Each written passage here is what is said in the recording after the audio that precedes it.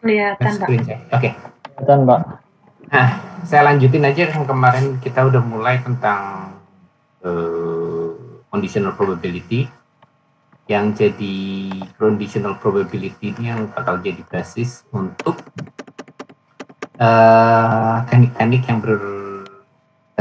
berdasarkan Bayesian rule.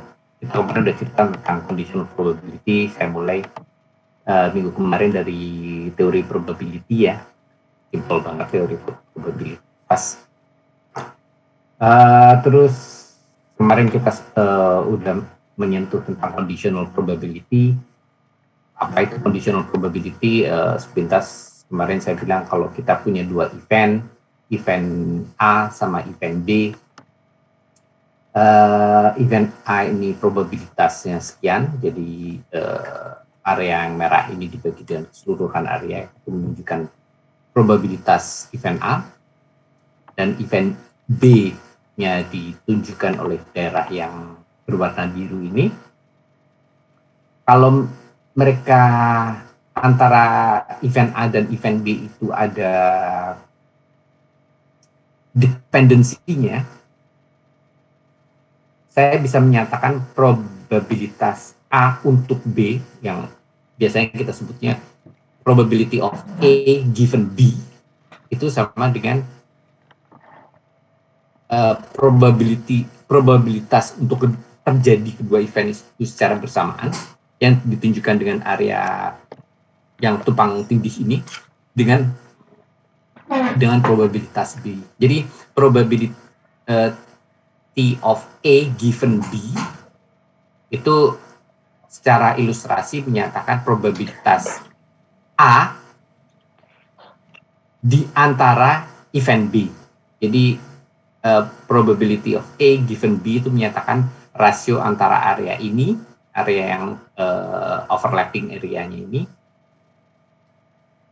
rasio ini dengan rasio area B keseluruhannya. Itu yang dinyatakan oleh probability of A given B. Oke, terus kita kemarin juga udah sampai ke ya, kita udah bahas pintas ini. Ya, ada suara ini, saya mute aja ya. Nah, kemudian kita kemarin juga ini ya secara lebih detail kita bahas secara matematis apa yang dimaksud dengan conditional probability. Kemudian saya beri satu ilustrasi kemarin tentang conditional probability. Interrupt aja ya saya kalau ada pertanyaan yang kurang jelas dari minggu kemarin. Kemudian untuk menganalisa total probability kita bisa menggunakan probability tree. Kayaknya ini udah familiar ya. Ilustrasinya minggu kemarin adalah dari kasus pengidap HIV di San Francisco yang kemudian melakukan tes, tapi tesnya itu bisa memberikan false positif sama false negatif. Dari situ kita bisa menghitung berapa total probabilitas hasil tesnya akan positif, berapa probabilitas hasil tesnya akan negatif. Terlepas dari pasiennya positif atau negatif, terlepas pasiennya betul-betul mengidap HIV. Itu ilustrasi conditional probability dan total probability kita bahas ini. Ada juga kemungkinan kasus bahwa event yang terjadi lebih dari sekedar dua. Jadi kalau kita punya multiple event, bagaimana menganalisis conditional probability? Kita udah bahas minggu kemarin, kita bisa membahasnya dengan menggunakan chain rule. Formulanya ada di slide. Dua slide ini saya memberi ilustrasi matematis tentang multiple event conditional probability. Kita udah sampai sini minggu kemarin ya. Kemudian saya sekarang mau cerita salah satu teknik machine learning yang berbasiskan conditional probability, yaitu teknik pertama yang disebut dengan naive Bayes. Teknik machine learning yang berbasiskan conditional probability, atau nanti saya bahas berbasiskan Bayesian rule, itu bukan cuma naive Bayes, ada juga nanti hidden Markov, kita bahas belakangan. Saya akan memulainya dan membahas naive Bayes. Teknik ini udah tahu ya, ini teori conditional probability. Jadi kalau ada dua event C dan X dari teori conditional probability, kita bisa menghitung bagaimana probabilitas event C given of X. Jadi probabilitas event C akan terjadi di antara event X yang sudah terjadi. Ada yang menarik di sini. Ya, X dan C dua-duanya menyatakan event kan. Dari persamaan conditional probability yang sudah kita bahas di slide-slide sebelumnya, probabilitas event C given X, jadi sekali lagi makna fisis dari probability of C given X itu maknanya adalah probabilitas event C untuk terjadi di antara event X. Ya, udah dibahas sebelumnya di sini. Jadi kayak kasus yang HIV itu, jadi ada sekian persen pengidap HIV, kemudian dari tesnya dari sekian persen pengidap HIV ada sekian persen hasil tesnya akan memberikan false negatif. Jadi hasil negatif di antara pengidap HIV itu adalah conditional probability. Probabilitas hasil negatif di antara seluruh pengidap positif HIV. Jadi itu yang disebut dengan conditional probability. Probabilitas sebuah event di antara event yang lain. Itu yang disebut dengan conditional probability of C given X. Itu secara matematis kita udah bahas minggu kemarin, itu bisa dihitung dengan persamaan ini. Jadi probability of C given X itu bisa dihitung dari probability C and X terjadi bersamaan. Jadi probabilitas C dan X terjadi secara bersamaan dibagi dengan probabilitas X saja. Itu bisa dihitung dengan persamaan ini. Tapi yang menarik, probabilitas C dan X yang terjadi bersamaan itu kan sama dengan probabilitas X dan C yang terjadi bersamaan. Ini kan dua ini sama. C dan X itu adalah X dan C. Sementara saya juga bisa menuliskan probabilitas event X terjadi di antara event C. Probability of X given C. Menggunakan analogi yang sama, persamaan probability of X given C juga saya bisa tuliskan dengan ini. Nah, karena apa sih yang atas numerator itu penyebutnya sama, ini nilai penyebutnya sama, C dan X kan sama dengan X dan C. Jadi persamaan yang satu bisa saya substitusi ke persamaan kedua. Jadi ini kalau ini saya substitusikan ke persamaan pertama, saya bisa mendapatkan persamaan ini. Jadi saya bisa mencari hubungan antara probability of C given X dengan probability of X given C yang ditunjukkan oleh persamaan ini. Nah, inilah yang disebut dengan Bayesian rule yang memberikan hubungan antara probability C given X dengan probability of X given C. Ternyata itu tidak sama. Jelas nggak sama, sangat intuitif. Apa nggak sama? Kalau kita lihat ini ya, misalnya ilustrasi ini. Probability of S given B itu kan berarti 20 di antara 25. Probability of S, jumlah S di antara B, probability of S given B itu kan berarti 20 di antara 25. Itu nggak akan sama dengan probability of B given S. probabilitas B di antara seluruh S. Kebetulan di sini angkanya sama. Angkanya akan sama-sama 20 dibagi 25. Tapi kalau angkanya nggak sama, jadi misalnya ini bukan 5, atau misalnya ini 10, tentu angkanya akan berbeda. Mungkin sebagai ilustrasi ini aja deh. Probability of H given B, probability of H di antara B, itu berarti kan 5 dibagi 25 ya. Probability of H given B. Jumlah kasus H di antara B. B-nya ada 25, kasus H yang di antara B itu ada 5. Jadi 5 bagi 25. Tapi itu nggak sama dengan probability of B given H. Jumlah probabilitas kasus B di antara kasus H. Itu berarti probability of B given H di sini adalah 5 dibagi 70. Nggak sama kan?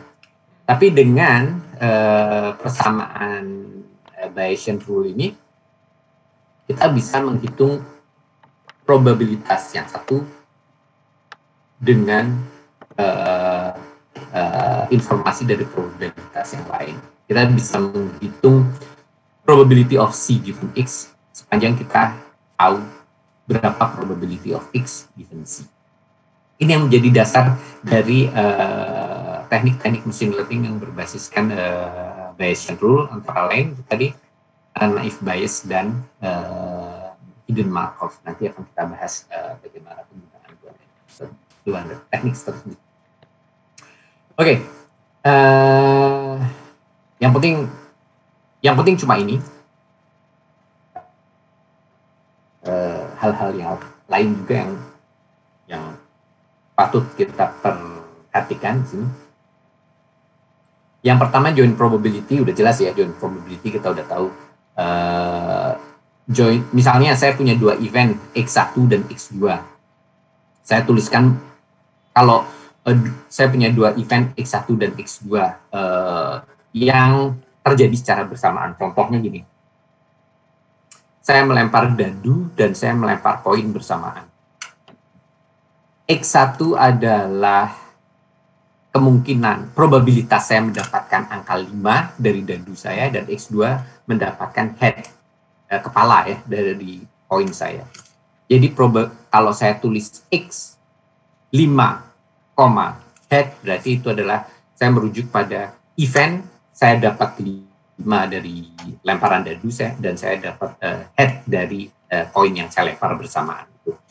Sehingga kalau saya tulis Px yang berarti Px1, X2, untuk kasus tadi berarti probability X1-nya angka 5 dari dadu dan X2-nya head dari koin saya, berarti itu adalah saya merujuk pada probabilitas angka 5 dari dadu dan head pada koin terjadi bersamaan. Yang artinya itu berarti 1/6 dikali setengah kan. Probabilitas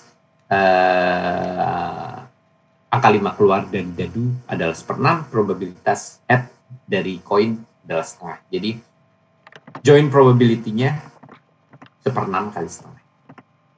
Itu sebenarnya ilustrasi pelemparan dadu dan koin itu adalah sebenarnya lebih cocok untuk ilustrasi independent event. Apa itu independent event? Independent event adalah kalau kita punya 2 atau lebih event yang tidak saling nggak punya ketergantungan. Contohnya itu tadi, saya lempar dadu dan koin pada saat bersamaan, hasil lemparan dadu nggak mempengaruhi hasil lemparan koin. Dan sebaliknya, hasil lemparan koin saya nggak mempengaruhi hasil lemparan dadu.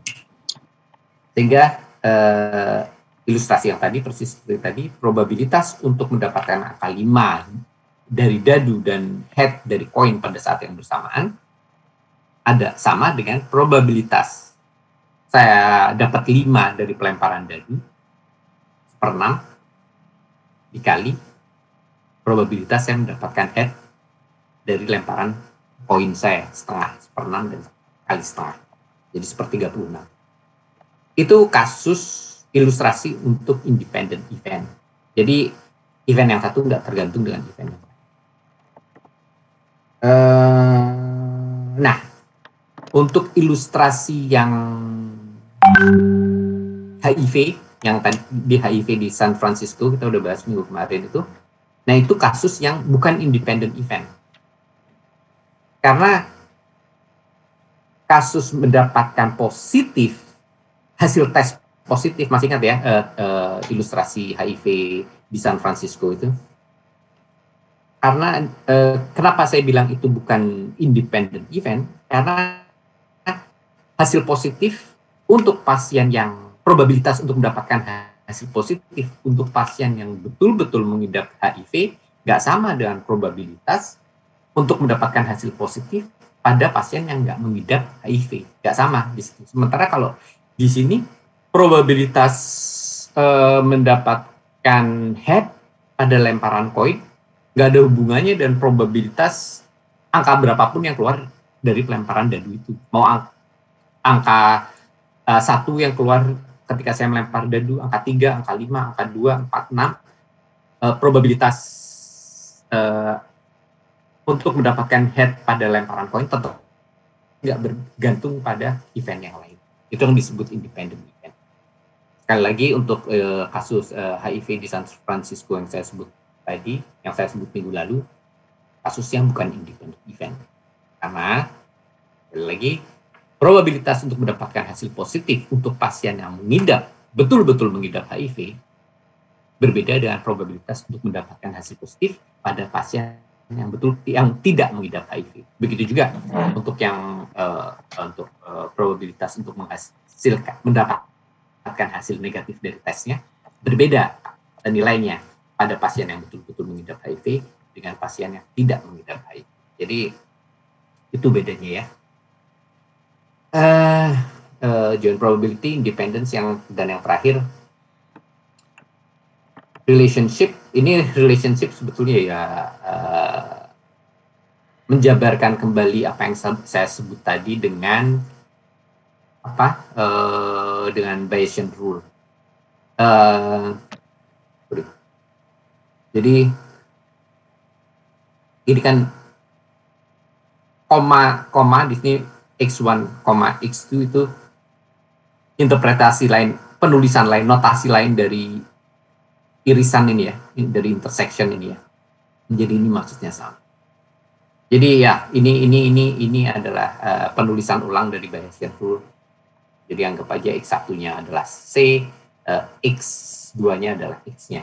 Untuk menghasilkan ilustrasi yang sama. Jadi relationship ini yang saya sebut relationship ini sebenarnya interpretasi ulang dari Bayesian rule yang sudah kita bahas. Nah ini tiga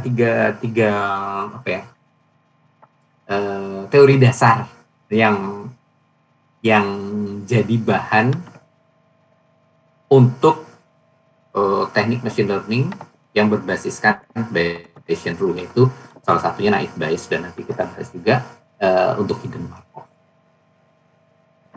Kalau ada pertanyaan langsung interrupt aja ya, nggak usah nunggu saya tanya.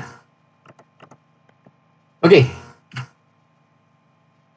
Mana tadi? Oke. Nah, sekarang saya mau bicara teknik naive Bayes. Jadi sekarang ilustrasinya saya akan menggunakan naive Bayes ini sebagai salah satu teknik machine learning yang akan saya gunakan untuk klasifikasi. Kita bahas untuk teknik klasifikasi aja. Minggu kemarin saya udah cerita. Ketika kita bicara modeling, kita melakukan regresi atau kita melakukan klasifikasi. Di sini saya cuma mau ngasih ilustrasi, saya hanya mau membahas tentang klasifikasi dulu di sini. Jadi regresi kita bahas lagi di sesi yang lain. Nah, oke. Teknik yang digunakan oleh naive Bayes, saya akan mulai membahas naive Bayes di sini sebenarnya sederhana. Sangat sederhana. Jadi gini, Mungkin saya bisa menjelaskan teori maximum a posteriori ini dengan ilustrasi, mungkin itu yang paling gampang. Jadi saya punya dua event, C dan X. Dua set of event. Bukan hanya dua event, tapi dua set of event. C itu untuk ilustrasi, untuk memberi ilustrasi yang lebih mudah daripada kita melihat persamaan matematis yang sepintas kelihatannya jelimet ini, tapi saya akan membahas persamaan matematis ini dengan ilustrasi supaya lebih mudah. Jadi saya punya dua set event, C dan X. X-nya juga set of event, jadi itu X terdiri dari beberapa event X. Jadi untuk ilustrasi, bayangkan C itu adalah event kerusakan pada mesin. Saya mau menerapkan teknik naive Bayes itu untuk mendiagnosis kerusakan mesin. Saya sering sekali pakai ilustrasi ini, diagnosis pada mesin. Misalnya saya punya mesinnya kompleks, di dalam mesin itu ada bearing, ada bantalan ya, ada motor, ada gearbox, ada macam-macam. Kemudian saya menggunakan beberapa sensor, bisa sensor getaran, sensor temperatur, sensor gaya. Saya pasang di sensor-sensor itu di mesin saya. Dengan harapan ketika saya mengamati bacaan dari sensor-sensor itu, saya bisa meramalkan atau saya bisa mendiagnosis kalau ada kerusakan pada mesin, bagian mana yang rusak pada mesin itu, gitu ya. Itu kan filosofi diagnosis pada kerusakan mesin. Kalau sinyal getarannya kayak gini, sinyal temperaturnya kayak gini, saya akan menyimpulkan yang rusak bantalannya. Kalau sinyal getarannya kayak gini, sinyal gayanya kayak gini, yang rusak motornya dan seterusnya. Nah, C ini sebagai ilustrasi dari persamaan ini, C ini menyatakan event kerusakan. Jadi saya punya C1, C2, C3 sampai CL ya, yang merepresentasikan kerusakan pada mesin. Katakanlah C itu merujuk pada kerusakan bantalan, C1 merujuk pada kerusakan bantalan, C2 merujuk pada kerusakan motor, C3 merujuk pada kerusakan gearbox, atau mungkin C4-nya merujuk pada kerusakan bantalan kedua, misalnya kan bisa jadi ada banyak bantalan gitu. Nah, C itu merujuk pada tipe kerusakan pada mesin saya. Sementara X, saya tuliskan X ini dengan huruf tebal ya, bold, karena di situ juga X yang saya punya ini juga terdiri dari X1, X2, X3, X4, dan bisa jadi X1, X2, X3, X4 itu berupa sinyal. Jadi X1-nya berupa sinyal, jadi fungsi dari waktu. Jadi makanya saya tulis secara tebal, karena X1, X2, X3 masing-masing bisa jadi merupakan sebuah vektor yang menyatakan sinyal yang berupa fungsi dari waktu. Nah, X itu tadi, X tebal ini yang bisa terdiri dari beberapa X, X1, X2, X3, X4,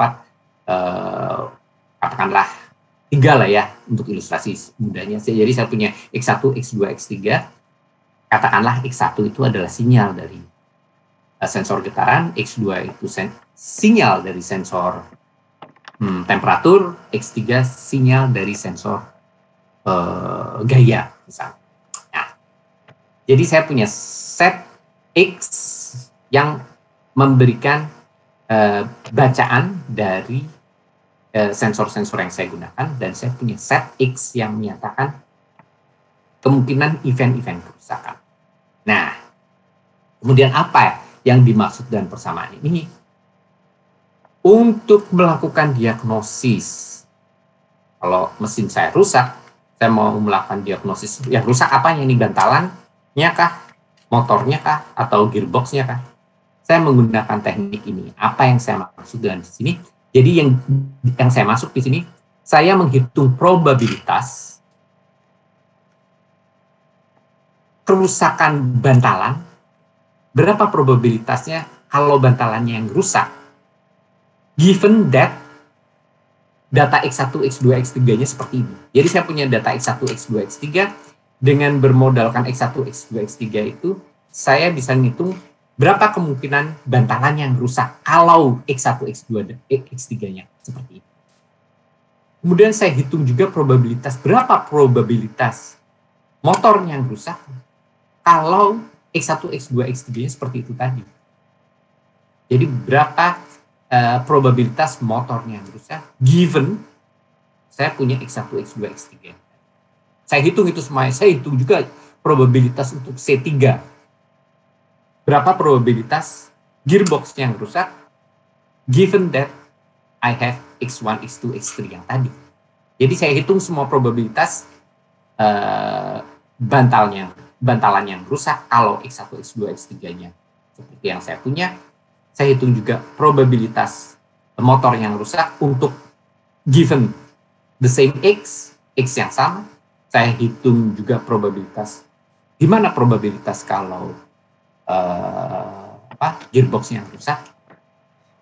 Jika saya ketahui X1, X2, X3-nya yang sudah saya dapat tadi. Jadi saya hitung masing-masing probabilitas.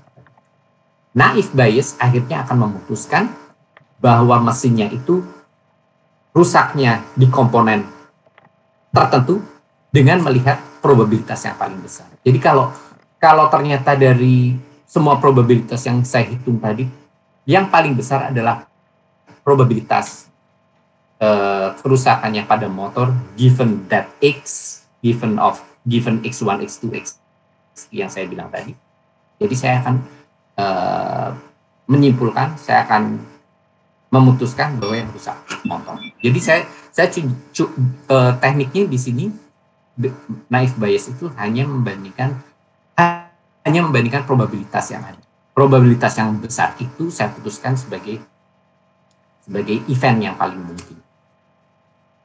Ya, tekniknya cuma gitu aja. Jadi dia menghitung berapa besar kemungkinan yang rusaknya bantalan, berapa besar kemungkinan yang rusaknya motor, berapa besar kemungkinan yang rusaknya gearbox. Kalau saya tahu X1, X2, X3-nya saya hitung itu semua, yang probabilitas yang paling besar menunjukkan bahwa yang rusak komponen itu. Nah, tekniknya cuma kayak gitu aja. Pertanyaannya kemudian adalah gimana cara ngitung probabilitas itu. Nah, cara menghitungnya dengan memanfaatkan Bayesian rule itu tadi. Jadi sekali lagi nih, saya menghitung probabilitas of C1 given X, C2 given X, C3 given X. Kalau misalnya dengan ilustrasi tadi, C1 itu rusak bantalannya, C2 rusak motornya, C3 rusak gearboxnya.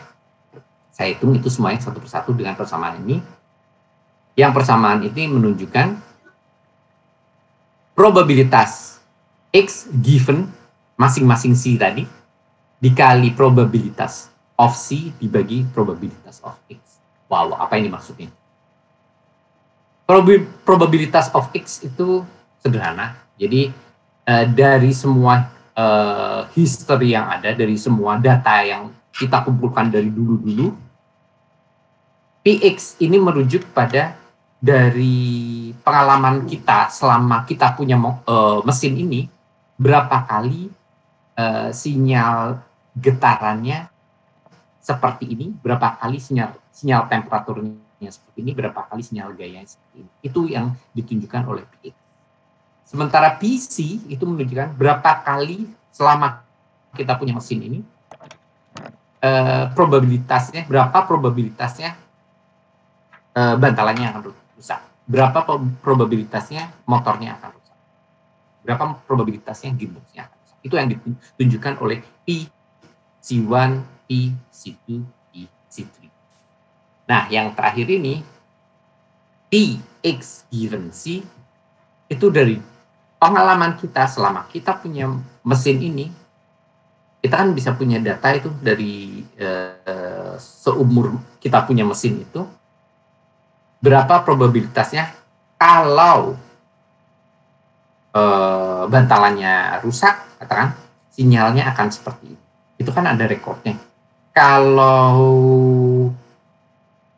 motornya rusak, berapa probabilitasnya sinyalnya akan seperti ini. Jadi ini menyatakan probabilitas sinyal getaran seperti ini, sinyal temperatur seperti ini, sinyal gaya seperti ini kalau bantalannya rusak. Menyatakan sinyal-sinyalnya akan seperti itu kalau motornya rusak dan seterusnya. Jadi kita akan memutuskan kemungkinan kerusakan pada salah satu komponen mesin dengan melihat keterkaitan secara statistik sinyalnya akan seperti apa jika kerusakannya tertentu. Ya, ini kan yang PC, PX jelas itu kita selama kita punya mesin kita bisa punya catatannya berapa kali rusak, berapa kali sinyalnya seperti ini. Kalau kita catat semuanya kita punya data ini. Yang ini juga kita bisa dapatkan. Jadi kalau rusak kita punya data pada suatu saat ini rusak, kalau mesin kita selalu dimonitor dengan sensor-sensor tersebut, kita bisa ngecek kan. Kalau kalau bantalannya rusak, sinyal getarannya seperti apa? Bantalannya rusak, sinyal temperaturnya seperti apa? Bantalannya rusak, sinyal gayanya seperti apa? Itu kan bisa terekord. Kemudian dari teknik Bayesian rule ini kita coba estimasi berapa probabilitasnya suatu komponen rusak kalau sinyal-sinyalnya. Jadi gitu, tekniknya seperti itu.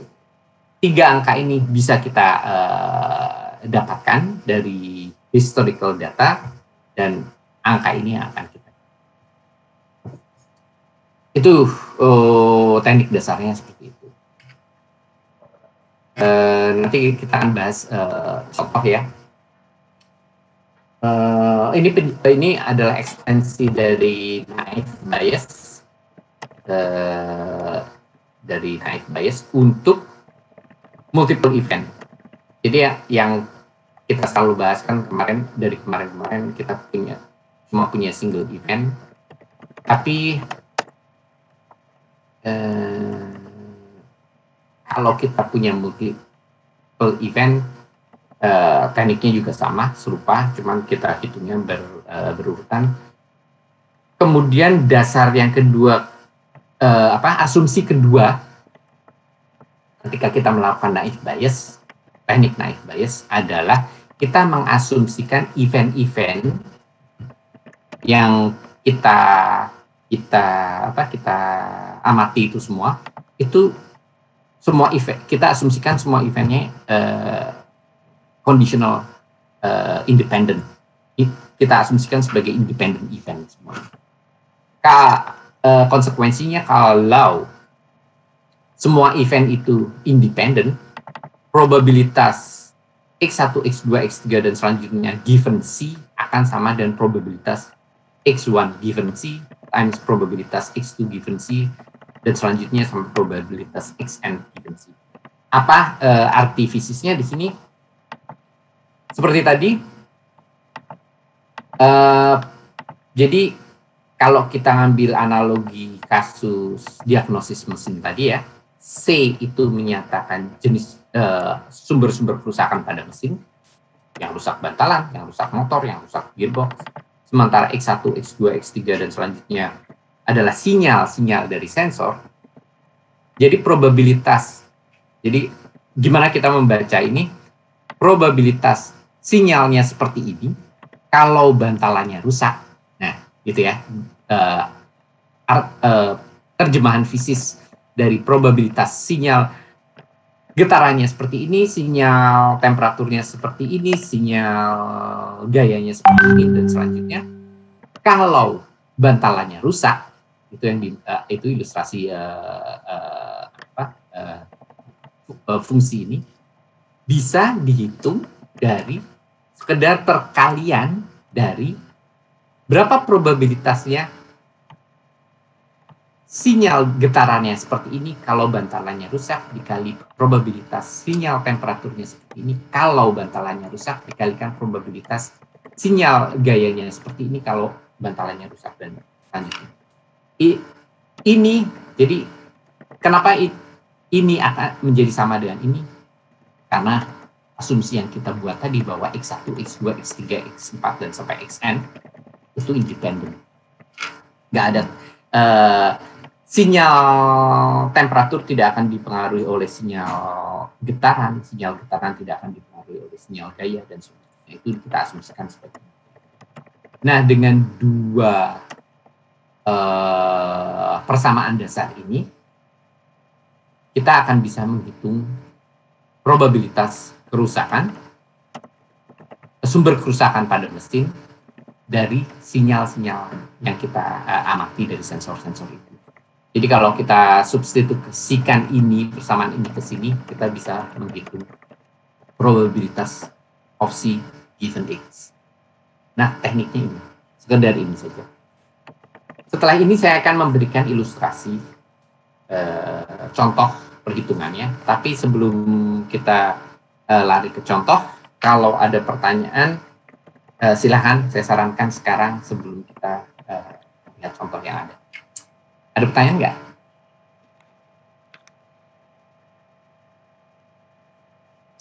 Nggak ada? Cukup jelas, Pak. Oke, sip. Oke, sekarang kita lihat contoh. Nah, contohnya saya nggak akan ambil contoh kerusakan mesin, tapi di sini saya ambil contoh game. Jadi ceritanya saya mau bikin bot untuk game, buat para gamers pasti tahu ya apa yang saya maksud dengan bot. Jadi saya mau bikin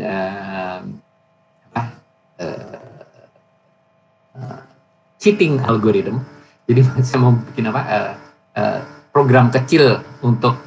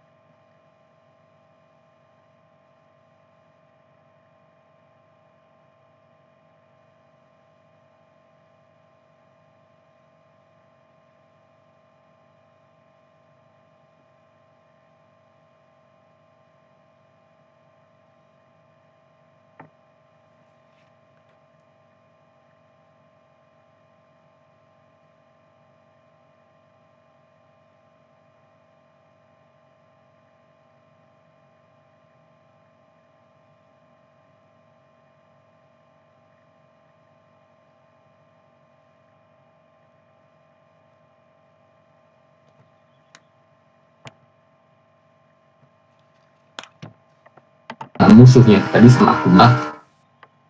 Kemudian saya catat kalau kan setiap pemain dia punya kebiasaan tertentu kan. Nah, saya catat musuh saya ini. Kalau saya catat beberapa kali.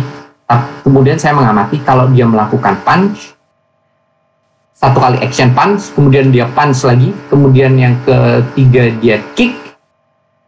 Ya, kalau dia bikin punch kick, ternyata dari pengamatan saya yang pertama, action yang keempat dia akan punch lagi. Kemudian saya mengamati untuk yang keduanya, ternyata kalau si Akuma ini melakukan punch, kick, punch, ternyata action yang keempatnya dia melakukan special action. Yang ketiga dia kalau dia melakukan kick, punch, special, yang keempat dia akan melakukan punch. Nah, saya catat ini untuk 12 kasus yang berbeda. Saya bisa dapat data ini. Jadi action 4 ini menunjukkan yang keempat ini menunjukkan action yang akan dia lakukan ketika dia melakukan 3 action pertama. Nah, tujuan saya sekarang dalam pembuatan bot ini, saya mau meramalkan action keempatnya. Kalau action pertama, kedua, ketiganya saya tahu. Jadi setelah saya ngeliat action pertamanya dia entah mungkin melakukan punch, action keduanya dia special, action ketiganya kick, action keempat saya langsung bisa mengantisipasi. Nah, kalau saya bisa mengantisipasi dia mau melakukan apa, saya bisa melakukan serangan balasan yang sesuai yang akan membuat saya menang kan. Nah, jadi saya ingin meramalkan action keempatnya apa kalau saya tahu action 1, 2, 3. Kita bisa melakukan ini dengan teknik naik Bayes. Sebelum kita main ke matematisnya untuk menyelesaikan masalah ini, apa korelasinya kasus ini, apa analoginya kasus Street Fighter ini dengan diagnosis kerusakan mesin? Analoginya sederhana. Action 4 ini, yaitu action 4 yang dilakukan oleh karakter di Street Fighter itu, analoginya adalah jenis kerusakan mesin. Sementara action 1, 2, 3 itu sinyal dari sensor-sensor yang saya punya. Jadi analoginya seperti itu. Ketika sinyal dari sensor pertama seperti ini, sinyal dari sensor kedua seperti ini, sinyal dari sensor ketiga seperti ini, saya catat dalam satu kasus, saya catat, ternyata kerusakannya tertentu. Action 4 analoginya, atau kita sebut saja di sini class label. Ternyata ketika sinyal dari sensor 1 seperti ini, sinyal dari sensor 2 seperti ini, sinyal dari sensor 3 seperti ini, class labelnya seperti ini, yang menyatakan rusaknya di bantalan. Saya catat lagi untuk kasus kedua, kalau sinyal sensor pertama seperti ini, sinyal sensor kedua seperti ini, sinyal sensor ketiga seperti ini, dari catatan histori saya, kerusakannya ada di motor dan seterusnya. Jadi analoginya seperti itu. Dari koleksi semua data-data histori ini, kemudian saya akan meramalkan kelasnya seperti apa untuk kasus kerusakan mesin. Artinya ketika saya bilang kelasnya seperti apa, artinya saya mau meramalkan, mau mendiagnosis yang rusak apanya nih di mesin saya. Untuk kasus Street Fighter, class label itu menunjukkan action keempatnya seperti apa. Kalau 3 features yang pertama, untuk kasus diagnosis tentu features yang saya maksud adalah bacaan dari sensor, 3 sensor yang berbeda. Untuk kasus Street Fighter, 3 features tersebut adalah 3 action pendahuluannya. Jadi ketika kita tahu 3 features itu kayak apa, saya akan bisa meramalkan class labelnya apa. Oke, jadi analoginya seperti itu. Kalau mungkin ada pertanyaan kenapa harus pakai nice bias, ya lihat aja dari history ini. Kalau misalnya saya tahu kasusnya, misalnya kan, misalnya untuk ilustrasi lebih gampang mungkin,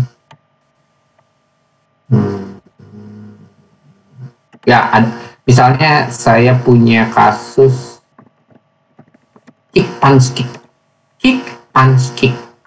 Saya mau tahu action keempatnya apa. Nah, saya kan nggak bisa sekedar melihat data historis ini karena di sini nggak ada yang awal action satunya kick, action keduanya punch, action ketiganya kick. Kick punch kick, ya nggak ada kan, kick punch kick.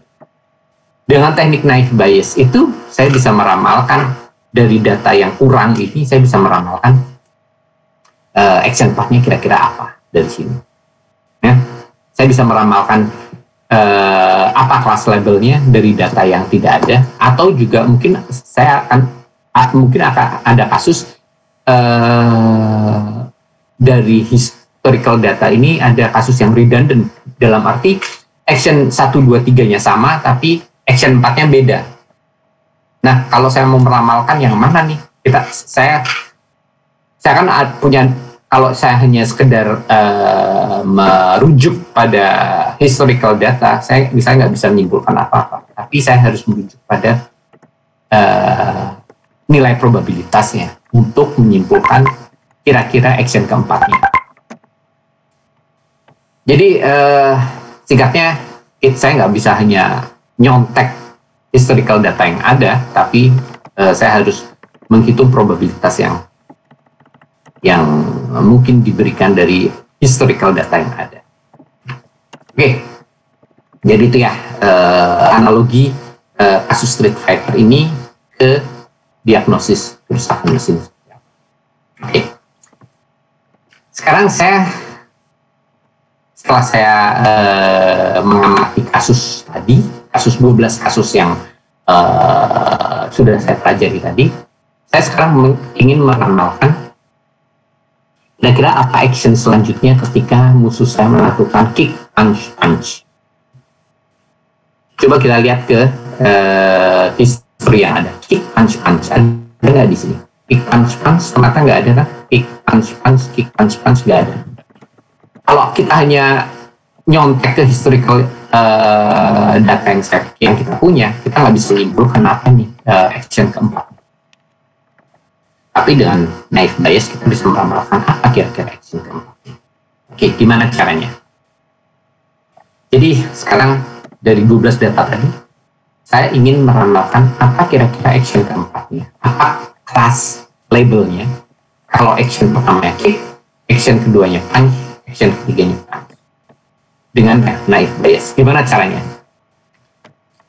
Saya mempopulasikan data 12 data. Jadi ini saya copy lagi di sini 12 data. Kemudian saya hitung frekuensinya. Apa yang saya lakukan? Ini saya bikin 4 tabel sederhana. Dari 12 kan saya tujuan saya adalah meramalkan action keempat ya. Saya mau mengidentifikasi kelas labelnya. Dari 12 data ini saya populasikan. Pertama yang paling mudah, saya mulai dari 12 historical data yang saya punya tadi, berapa kali action keempatnya punch, berapa kali action keempatnya special, berapa kali action keempatnya kick. Itu saya populasikan di sini. Kalau saya lihat di sini punch ada action keempatnya, punch itu terjadi dari 12 kali, 12 trials, ada 1, 2, 3, 4, 5. Saya indikasikan dengan warna merah. Warna merah untuk punch di action keempat. Warna merah untuk punch di action keempat. Jadi 1, 2, 3, 4, 5. Ada 5 punch. Berapa kali dari 12 kasus tadi, berapa kali action keempatnya special? Saya indikasikan dengan warna biru. Special ada 1, 2, 3. 3 kali special action keempat. Action keempat untuk action keempat. dari 12 historical data yang saya kumpulkan. Berapa kali kick? Ada 4. 1, 2, 3, 4. Saya indikasikan dengan warna kuning ya. Jadi totalnya ada 5, 3, 4. Totalnya ada 12. Kemudian saya beralih ke masing-masing action. Kita lihat table yang pertama nih. Jadi table yang pertama saya bagi jadi 3 kolom. Di sini ada kolom punch, special kick. Ini merujuk pada kolom-kolom, merujuk pada action keempat, punch, special, dan kick. Jadi kolom punch ini di tabel pertama ini merujuk yang action keempatnya punch. Kolom kedua ini special merujuk pada yang kasus yang action keempatnya special. Kolom ketiga ini kick merujuk pada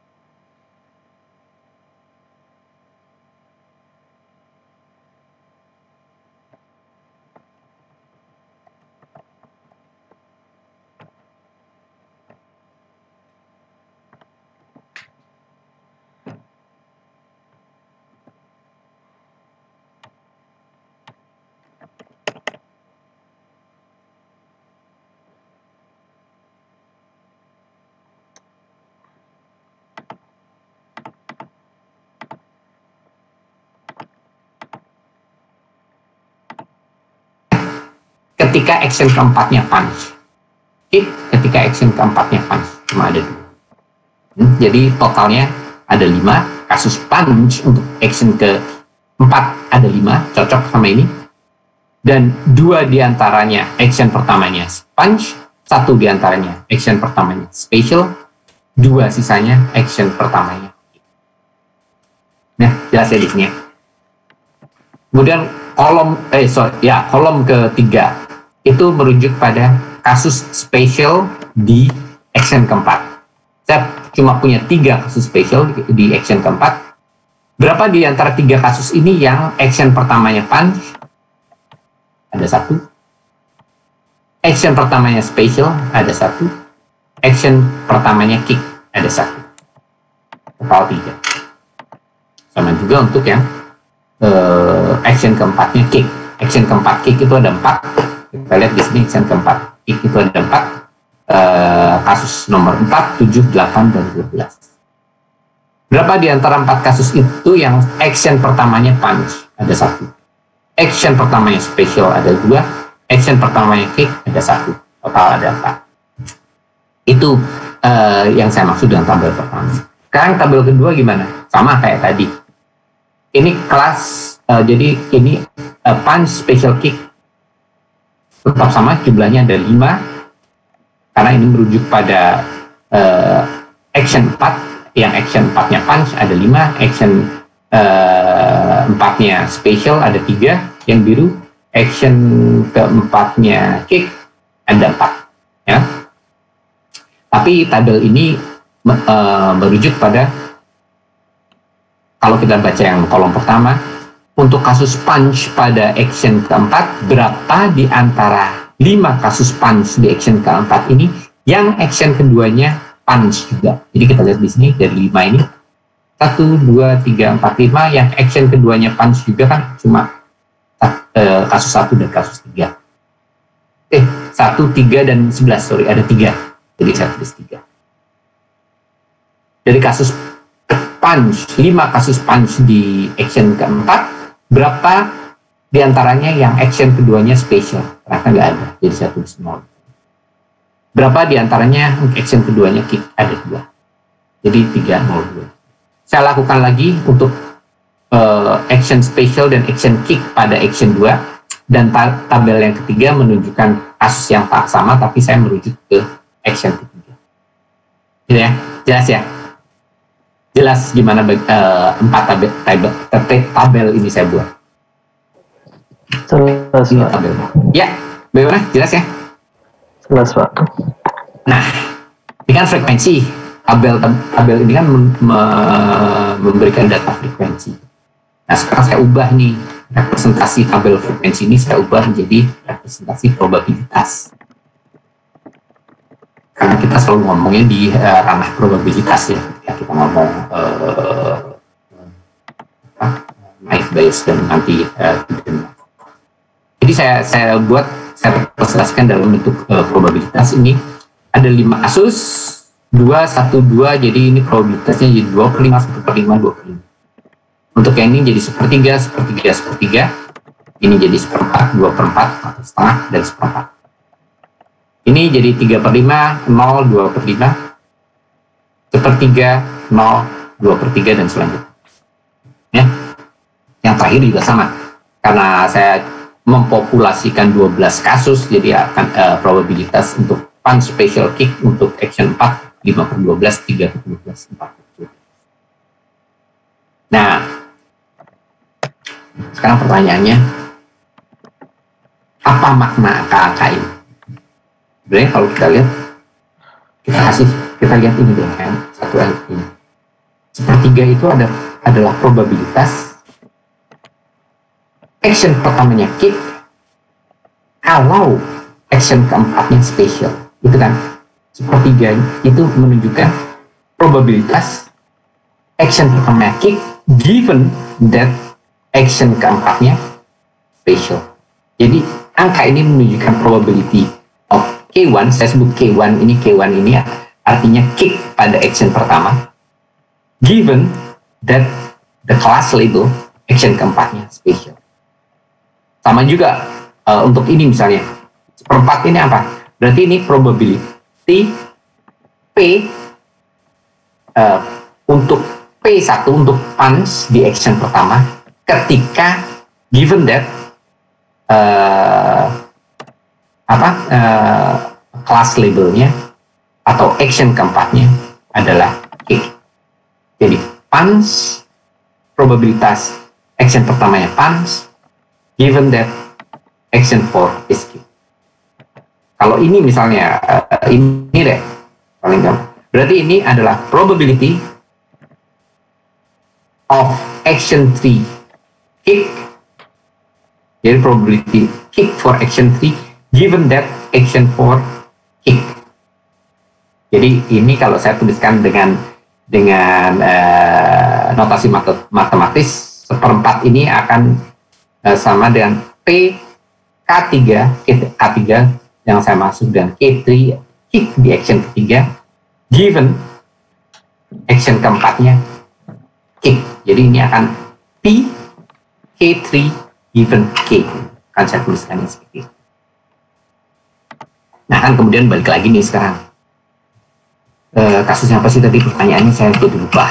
Pertanyaannya saya tahu action 1, 2, 3 nya adalah kick, punch, punch. Nah saya mau tahu action keempatnya apa. Jadi stepnya adalah saya sekarang harus ngitung berapa probabilitas. Sekarang dibalik, berapa probabilitas action 4-nya punch given that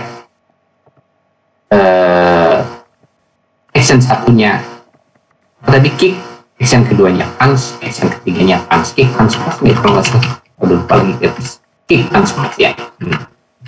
Jadi yang akan saya lakukan sekarang untuk meramalkan apa action keempatnya given that action-nya action 1, 2, 3-nya kick, punch, punch, saya harus hitung.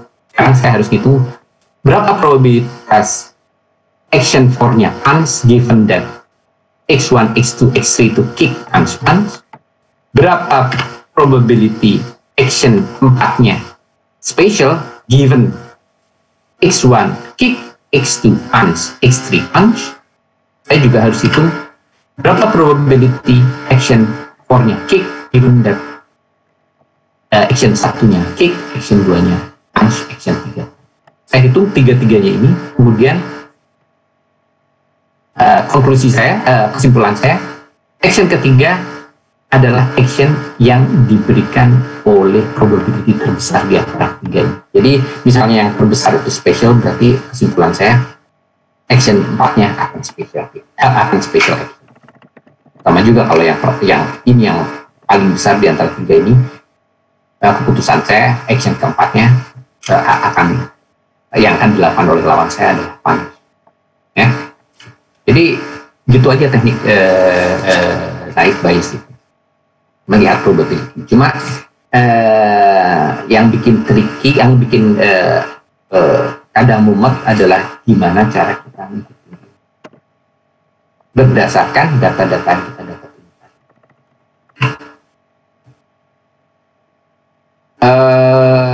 Modalnya hanya dua persamaan yang dimiliki.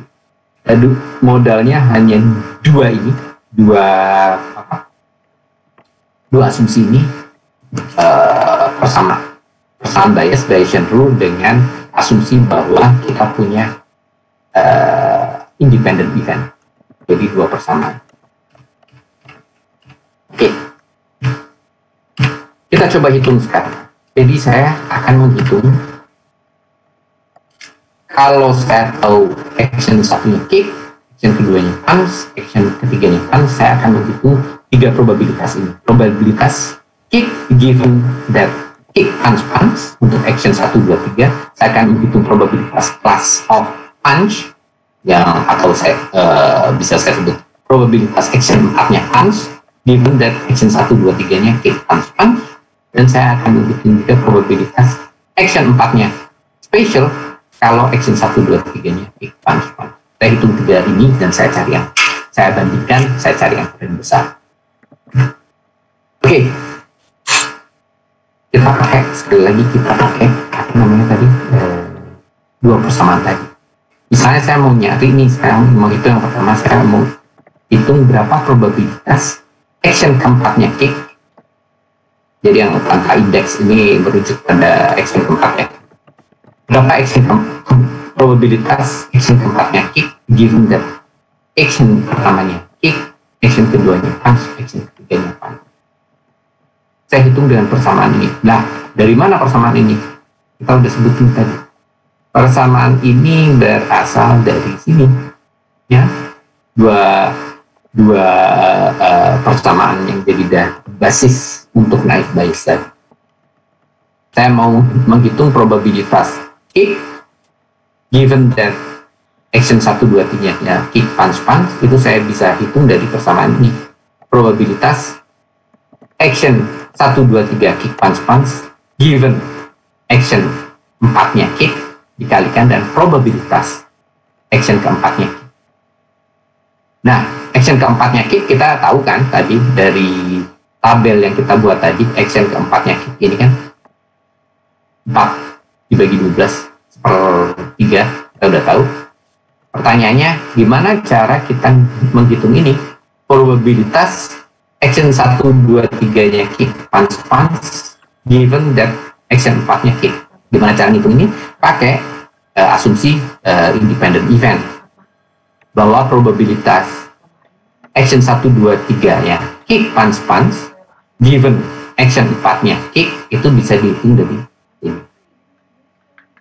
Sama dengan probabilitas kick di action 1 given kick di action 4 dikalikan probabilitas punch di action 2 given kick di action keempat, dan kita cuma punya 3 yang terakhir, dikalikan dan probabilitas kick di action ketiga, punch di action ketiga given kick di action keempat. Jadi cuma itu aja. Nah, ini kita udah tahu kan tadi, mudah ya. Probabilitas kick di action keempat kita udah tahu 4 dibagi 12. ketiga.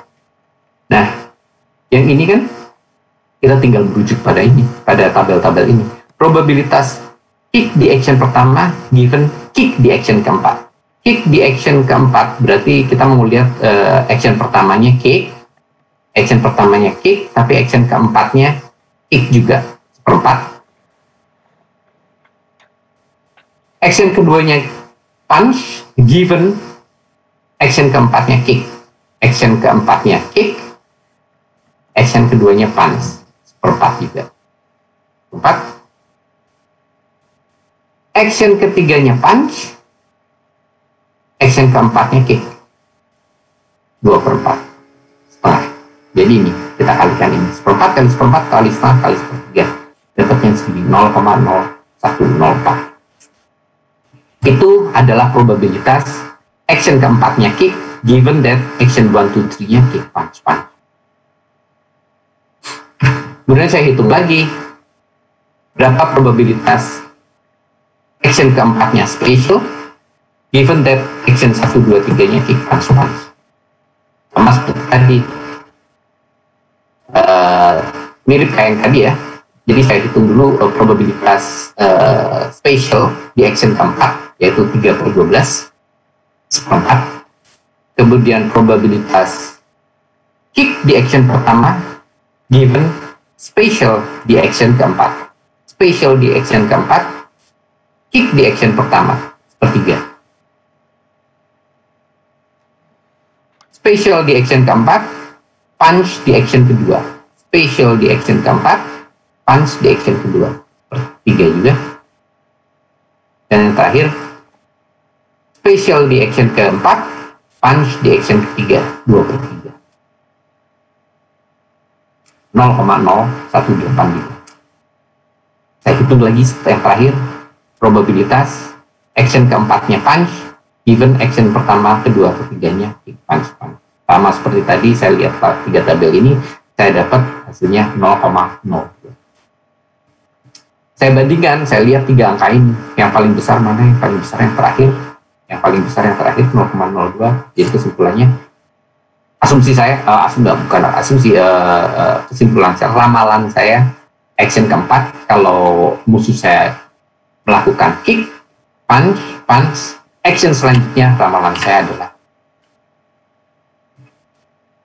dia akan punch lagi untuk action keempat. Karena probabilitas ini yang paling besar. Jadi gitu. Itu apa yang bagaimana kita bisa melakukan naive bias untuk meramalkan sebuah klasifikasi. Hanya dengan membandingkan probabilitas yang ada given noun events, ya, given. Jadi mencoba kita meramalkan probabilitas klasifikasi tertentu given noun event. Ada pertanyaan sampai sini? Ada, Pak. Udah kan?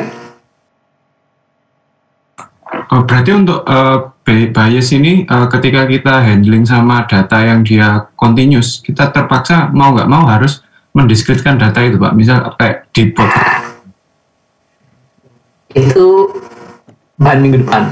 Bagaimana kalau datanya continuous? Nah, kalau datanya continuous, saya akan bahas itu khusus di, kalau sempat minggu depan sih. Sebenarnya minggu depan saya pengen bahas hidden Markov dulu. Mungkin kalau nggak sempat minggu depannya lagi, saya akan membahas bagaimana menerapkan naive bias kalau datanya. Spoiler aja dulu, kalau datanya continue, gimana kita menghitungnya, apakah harus didiskretisasi? Sebenarnya enggak. Tapi probabilitas yang kita hitung nggak perlu nggak perlu nilai probabilitasnya, tapi bisa cumulative probability-nya. Jadi dengan mengasumsikan datanya tersebar secara normal, misalnya kita bisa menghitung probability density function. Jadi yang dibandingkan bukan probability-nya, tapi probability density function. Itu kalau datanya continue. Bisa didiskretisasi bisa, tapi mungkin akan ada banyak informasi yang hilang di situ. Jadi biasanya kalau kita berhadapan dengan data yang continuous, yang kita bandingkan bukan probability-nya, tapi probability density. Nanti kita balik lagi ke situ kalau bisa minggu depan, kalau nggak minggu depan. Baik Pak, terima kasih spoiler. Oke, tapi saat ini kita bahas yang diskrit aja dulu, kasus diskrit aja dulu. Udah jelas ya ilustrasi di sini karena ada beberapa teknik lagi yang ingin saya bagikan sedikit lagi.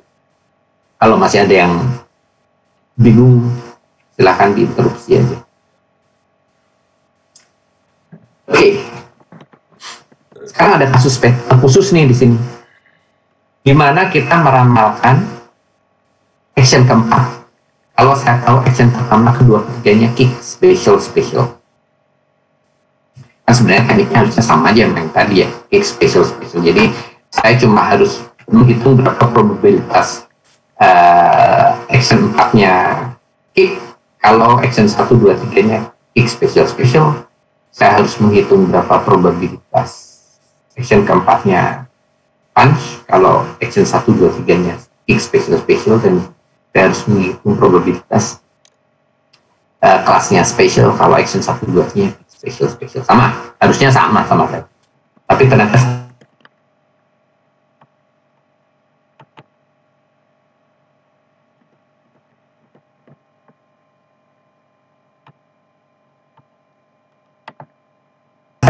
dapat masalah di sini. Maksudnya X special, saya ketemu nilai yang 0. Contohnya di sini probabilitas action keduanya special, given that action 4 special. Jadi action keduanya special, given that action keempatnya special, 0 di sini. Dan untuk yang ini juga ternyata saya ketemu 0 lagi. Probability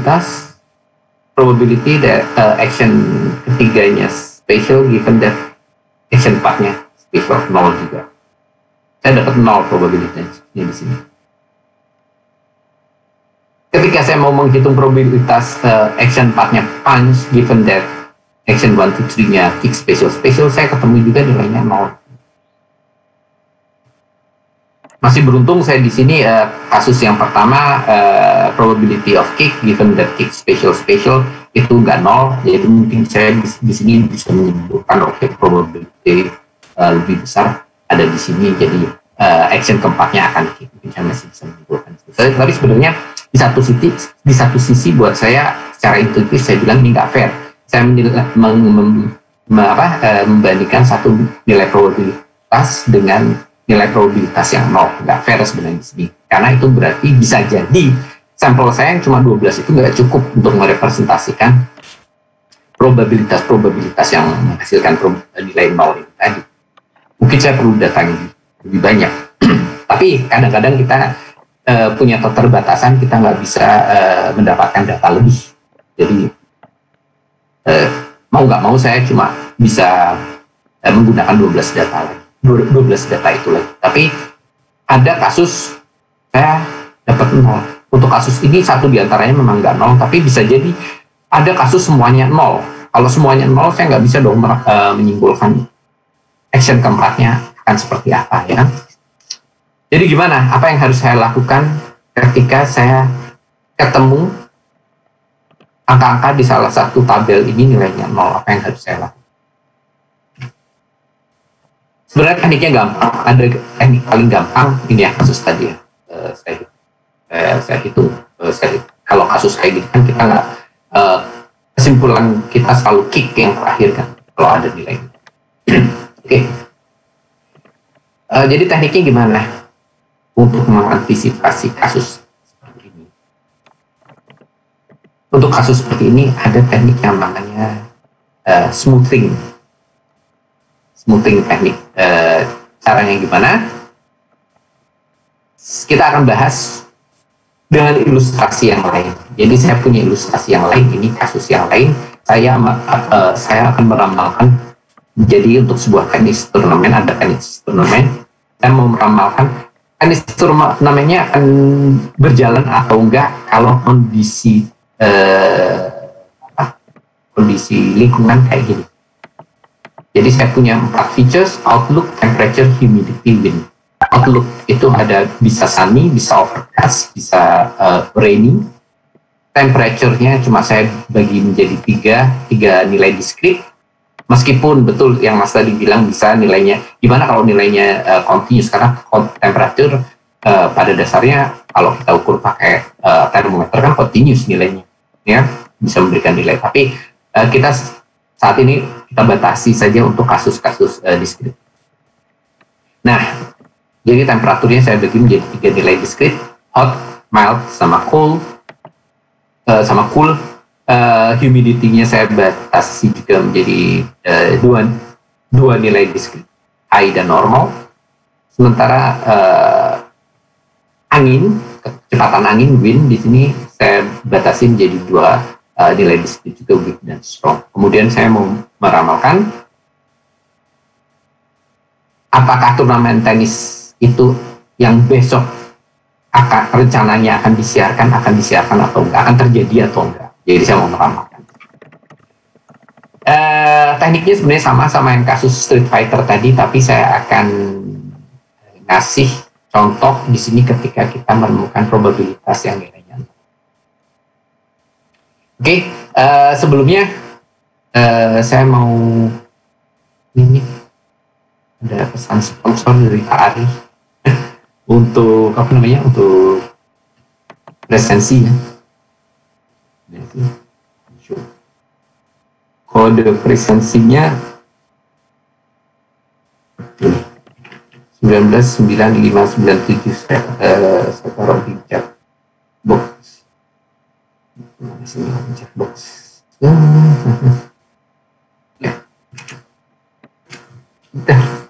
199597.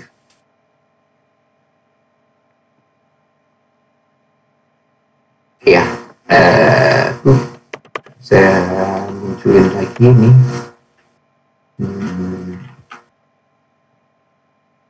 Saya share screen lagi.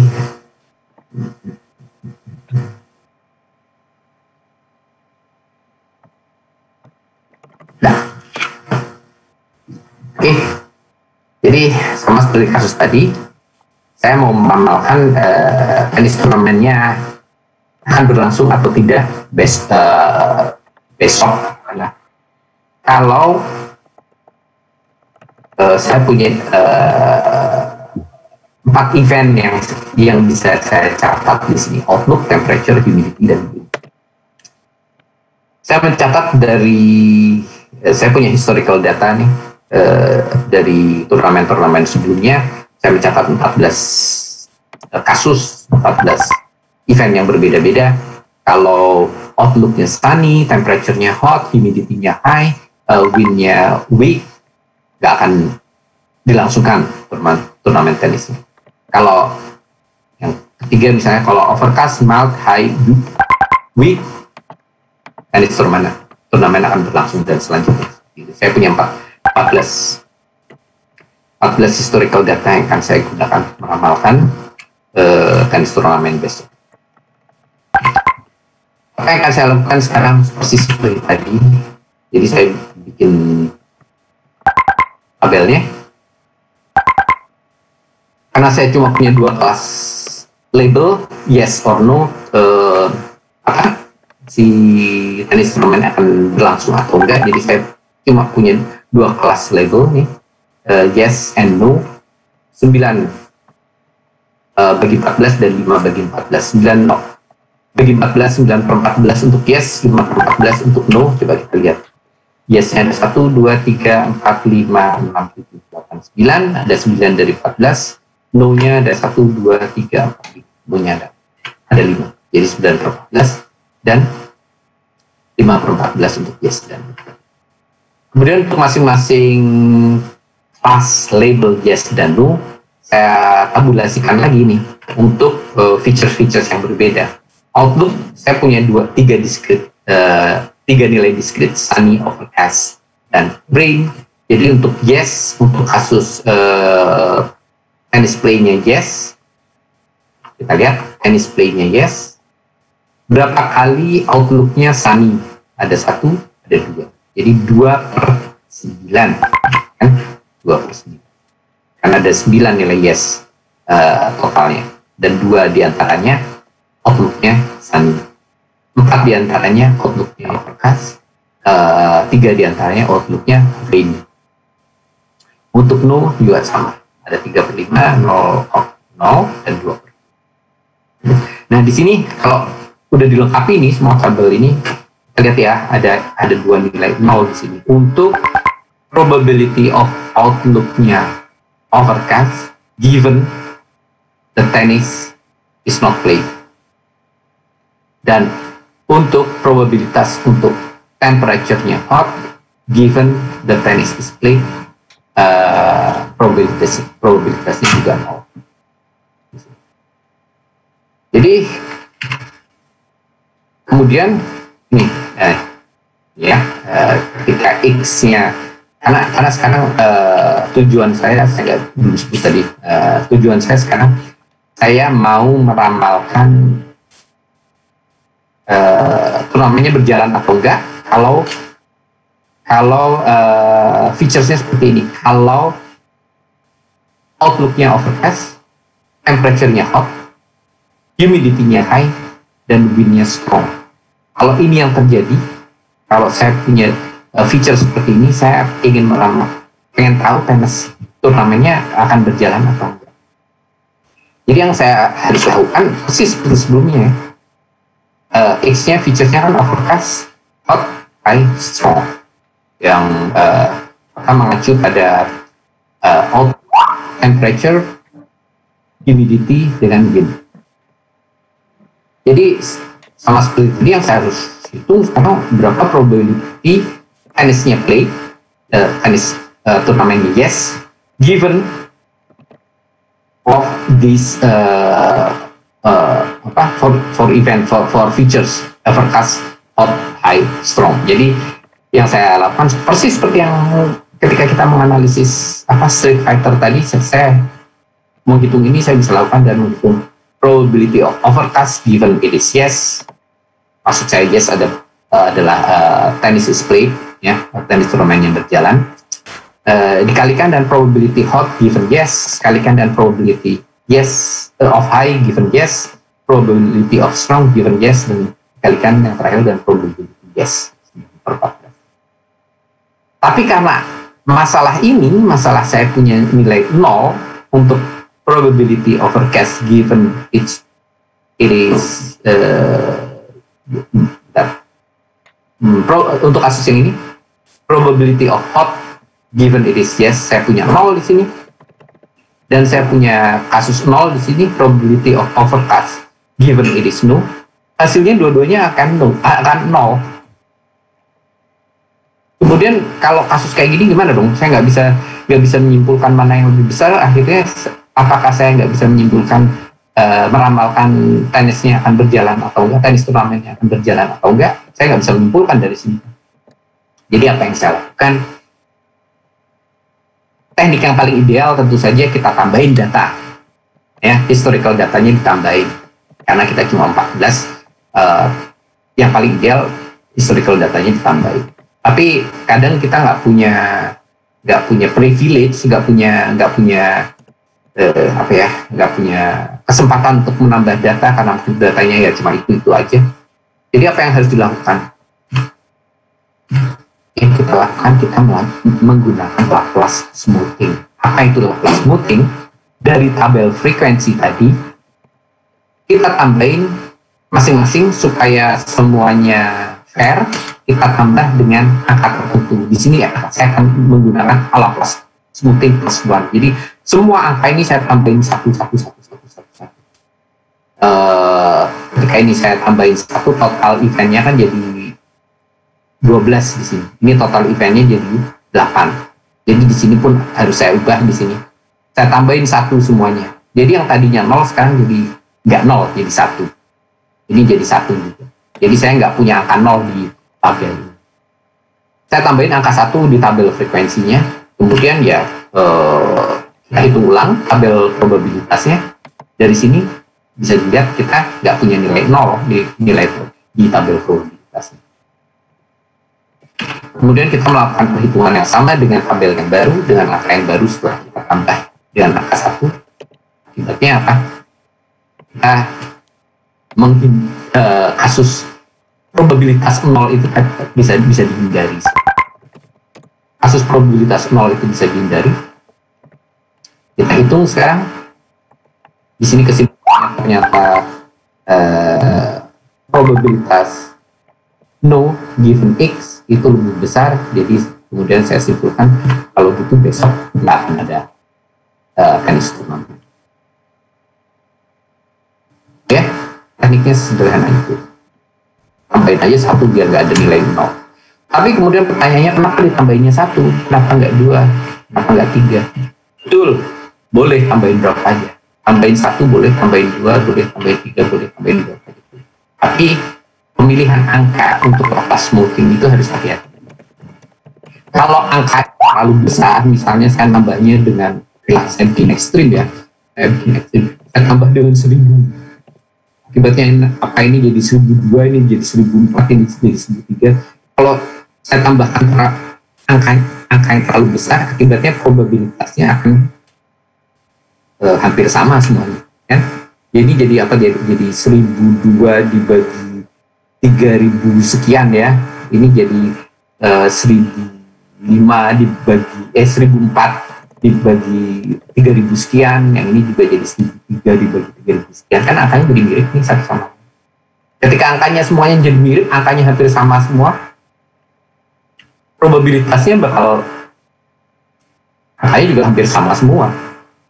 Jadi akibatnya ketika kita tambahkan, kita beri lapas smoothing yang saya perlu besar, judgementnya jadi susah karena probabilitasnya jadi terdistribusi secara uniformly distributed. Kalau gitu, apakah angka 1 adalah yang terbaik? Belum tentu juga. Kalau datanya cukup banyak, angka 1 ini akan, misalnya kebetulan data yang kita dapatkan di sini cuma 14 ya tadi, data yang kita bahan kita untuk membuat tabel ini kan cuma ada 14 data.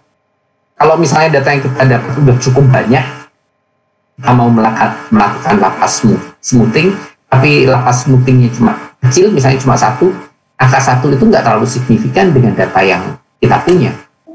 Jadi di sini ada trade off berapa angka yang harus kita tambah. Menjawab berapa saya nggak bisa jawab, nggak ada angka yang pasti di situ, tapi ya itu subjective measure. Jadi dikira-kira, jawaban paling gampang dikira-kira. Jawaban yang agak lebih akademis mungkin dari data yang kita punya. Misalnya saya punya, untuk ilustrasi tadi ya, ilustrasi yang baru kita bahas ini kan, saya punya 14 data untuk bikin modelnya.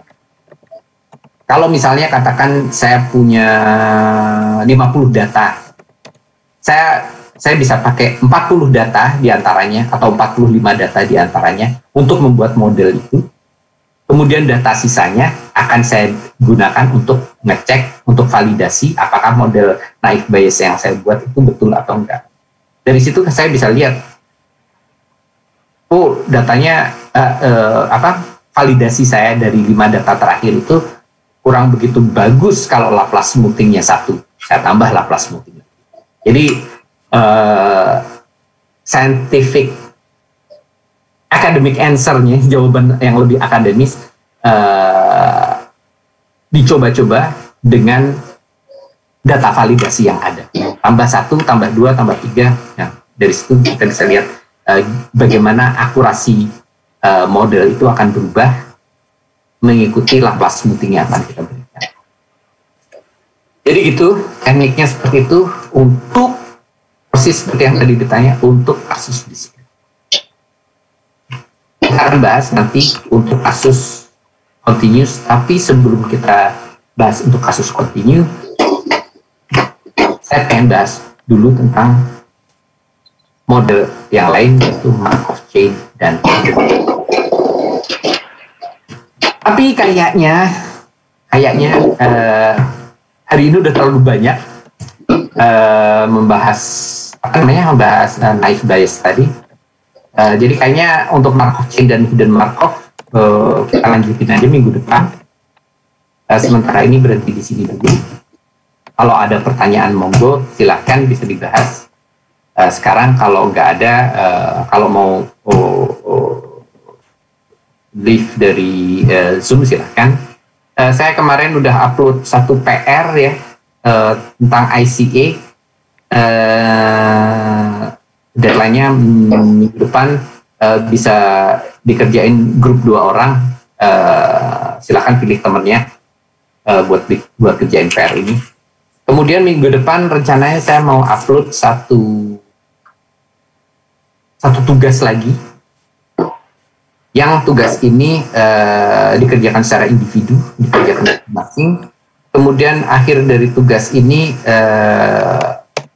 saya minta tolong dibikinkan reportnya official, jadi report yang beneran. Jadi tolong perhatikan kaidah-kaidah penulisan report, laporan masing-masing.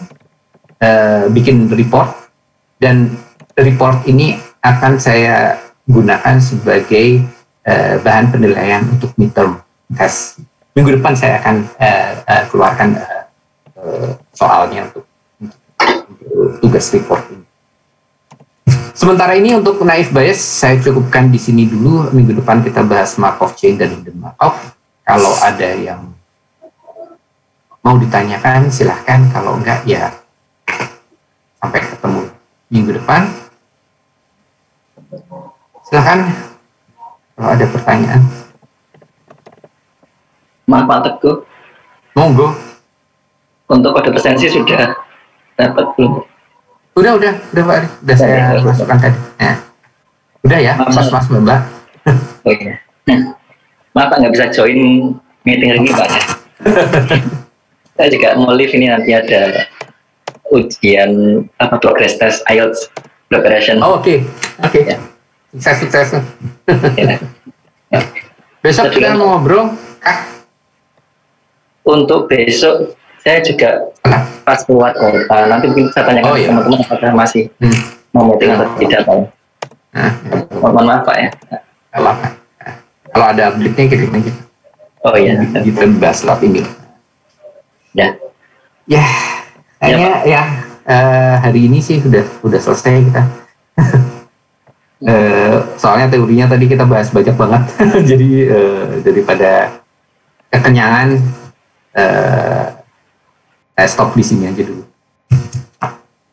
Ya kalau nggak ada pertanyaan, Mas Mbak, kalau gitu sampai ketemu lagi minggu depan. Kalau ada pertanyaan mau dibahas di sini silahkan, atau kirim email ke saya silahkan.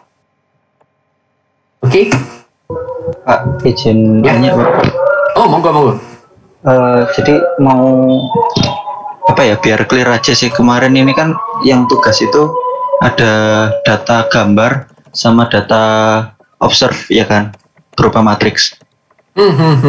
Nah itu sebenarnya data observe-nya itu apakah nanti disinkronkan dengan data gambar atau sebenarnya itu kayak dua soal gitu?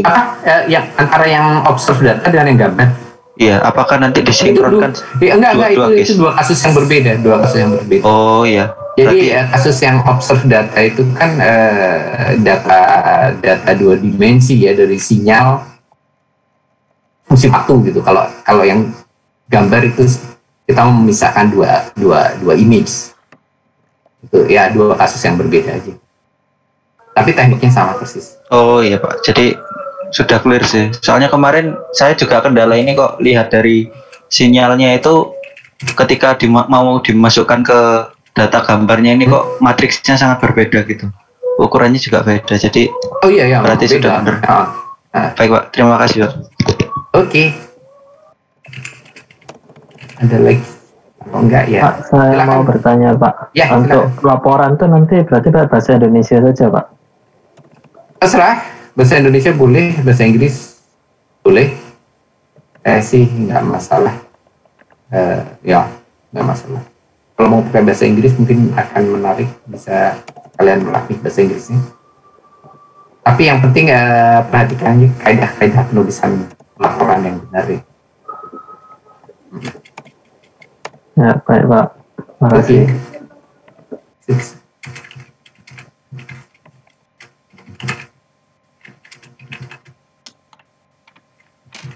Oke, kalau udah gak ada lagi silahkan loh. Kalau mau keluar ya nggak apa-apa. Nah, sampai ketemu minggu depan ya. Kalau udah ya. Assalamualaikum semuanya. Sampai ketemu minggu depan. Terima Kasih Pak. kasih Pak. Sama. Terima kasih Pak. Terima kasih Pak. Sama.